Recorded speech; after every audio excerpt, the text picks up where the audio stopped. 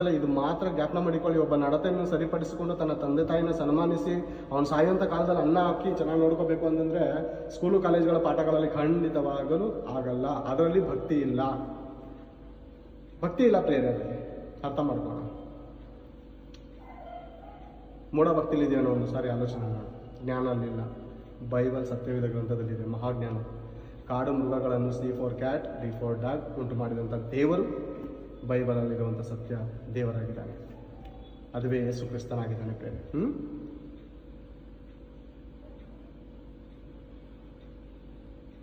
ನೀವು ಅಭಿವೃದ್ಧಿಯಾಗಿ ಹೆಚ್ಚಿರಿ, ಜಲಚರಗಳು ಸಮುದ್ರದ ನೀರುಗಳಲ್ಲಿ ತುಂಬಿಕೊಳ್ಳಲಿ. ಓಕೆ, 26ನೇ ವಚನ. 25ನೇ ಕೆಳಗಡೆ ಓದಿಕೊಳ್ಳೋಣ. ದೇವರು ಕಾಡು ಮೃಗಗಳನ್ನು, ಪಶುಗಳನ್ನು, ನೆಲದ ಮೇಲೆ ಹರಿದಾಡುವ ಕ್ರಿಮಿಕೀಟಗಳನ್ನು, ಅವುಗಳ ಜಾತಿಗನುಸಾರ ಉಂಟು ಮಾಡಿದನು. ಆತನು ಅದನ್ನು ಒಳ್ಳೆಯದೆಂದು ನೋಡಿದನು. ಆ ಮೇಲೆ ದೇವರು ನಮ್ಮ ಸ್ವರೂಪದಲ್ಲಿ ನಮ್ಮ ಹೋಲಿಕೆಗೆ ಸರಿಯಾಗಿ ಮನುಷ್ಯರನ್ನು ಉಂಟು ಮಾಡೋಣ. ಆಮೇಲೆ ನಮ್ಮ ಸ್ವರೂಪದಲ್ಲಿ ಅಂದರೆ ದೇವರು ಒಬ್ಬರೇ ಇಲ್ಲ, ಅಲ್ಲಿ ತಂದೆಯಾದ ದೇವರು ಒಬ್ಬರೇ ಇಲ್ಲ.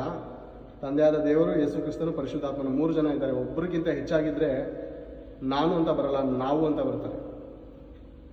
ಆರಂಭದಲ್ಲೇ ಪ್ರೇರೆ 3 ಜನ ತಂದೆ ಮಗ ಪರಿಶುದ್ಧಾತ್ಮರು ಇದ್ದಾರಂತ ನಮಗೆ ಸತ್ಯವೇದ ಗ್ರಂಥ ಹೇಳುತ್ತೆ. ಅನೇಕರು ಮಹಾಜ್ಞಾನಿಗಳಾಗ್ಬಿಟ್ಟು ಏನ್ ಮಾಡಿದ್ದಾರೆ, ಯೇಸು ಕ್ರಿಸ್ತನ ಒಬ್ಬನೇ ತ್ರಿಬಲ